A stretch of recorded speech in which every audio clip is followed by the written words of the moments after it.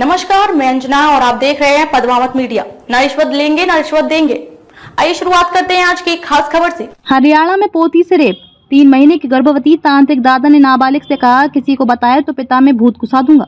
हरियाणा के पानीपत शहर में दादा के भाई यानी रिश्ते के दादा ने अपनी 14 साल की नाबालिग पोती के साथ रेप किया।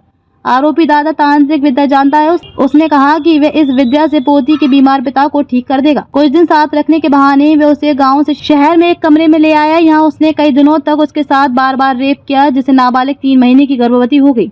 आरोपी ने नाबालिग को धमकी भी दी कि अगर उसने किसी को बताया तो वह उसके पिता के अंदर भूत डाल देगा। मामले का पता चलने पर परिजनों के होश उड़ गए। पुलिस में शिकायत दर्ज कराई गई। पुलिस ने शिकायत के आधार पर मामला दर्ज कर आरोपी को गिरफ्तार कर लिया है। बहाने से गांव से ले आया। मामला किला थाना क्षेत्र की एक कॉलोनी का है, जहां 42 वर्षीय दादा पानीपत के एक गाँव में अपने बेटे के घर गया था। वहाँ उसने अपनी 14 वर्षीय बड़ी बेटी को अपने साथ घर भेजने को कहा। कारण पूछने पर उसने कहा कि क्या वह उसकी बेटी नहीं है, वह उसे अपने साथ रखेगा और घर के अन्य बच्चे उसके साथ खेलेंगे। तंत्र विद्या से पिता को बीमार करने की धमकी दी। वह उसे किसी बहाने से शहर की एक कॉलोनी में किराए के कमरे में ले गया, जहां उसने वहां रहने वाले अन्य परिवार के सदस्यों को बेवकूफ बनाकर लड़की के साथ कई बार रेप किया। लड़की ने इस बारे में किसी को नहीं बताया, क्योंकि आरोपी ने कहा था कि अगर उसने इस बारे में किसी को बताया तो वह तंत्र विद्या से उसके पिता को और बीमार कर देगा। लड़की की तबीयत खराब होने पर खुलासा, पिछले कुछ दिनों से लड़की की तबीयत खराब रहने लगी थी। घर वाले उसे अस्पताल भी ले गए, लेकिन उसकी तबीयत देखकर डॉक्टरों ने कहा कि शायद कमजोरी की वजह से ये तबीयत खराब हुई है। दवाइयां दी गई, लेकिन उससे कोई फायदा नहीं हुआ। जब माँ ने गौर किया तो पाया कि उसकी बेटी को मासिक धर्म भी नहीं आ रहा था।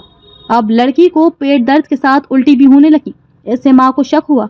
उसने घर पर ही किट की मदद से जांच की तो लड़की के गर्भवती होने की पुष्टि हुई। खबरों में अब तक के लिए बस इतना ही। फिर होगी आपसे मुलाकात ऐसी एक खास खबर के साथ। तब तक के लिए नमस्कार और देखते रहिए पद्मावत मीडिया। न रिश्वत लेंगे न रिश्वत देंगे।